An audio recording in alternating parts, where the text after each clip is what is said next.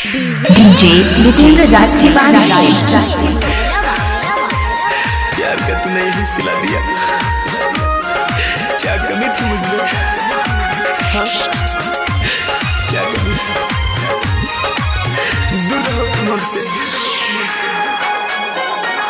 दीवाना बना के गई दुनिया जला के गई, दीवाना बना के गई दुनिया जला के गई।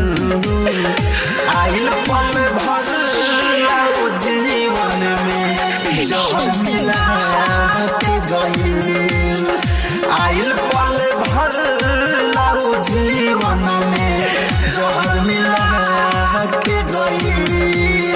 दीवाना बना के गइल दुनिया जला के गइल। Mix by DJ Jitendra Raj Rajnagar Rajnagar.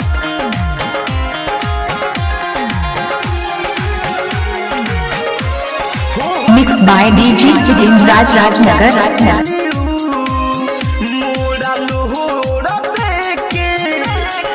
खुशी से भरल दिलवा के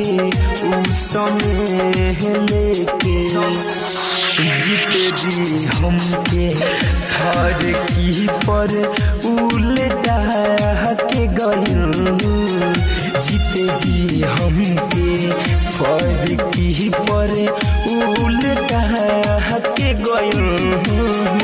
आइल पल भर जीवन में जहर मिला के गइल, आइल पल भर जीवन में जहर मिला के गइल।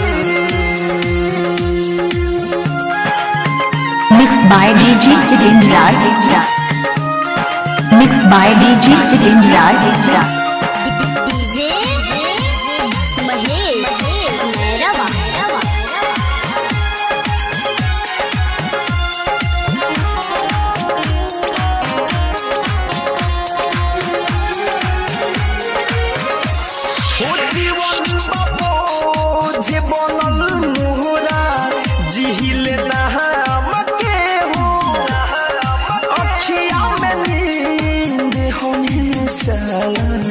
अभिनाराम के हो प्यार कोइला के मिलल निशानी ऊ मेटा के गई, प्यार कोइला के मिलल निशानी ऊ मेटा के गई।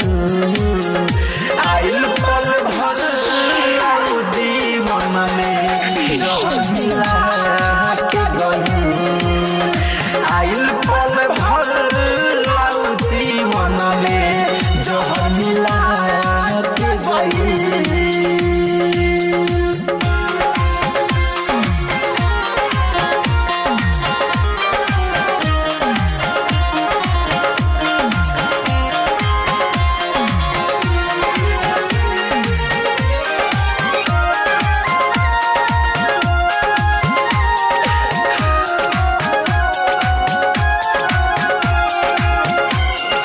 डीजे जितेंद्र राज की बात बुरा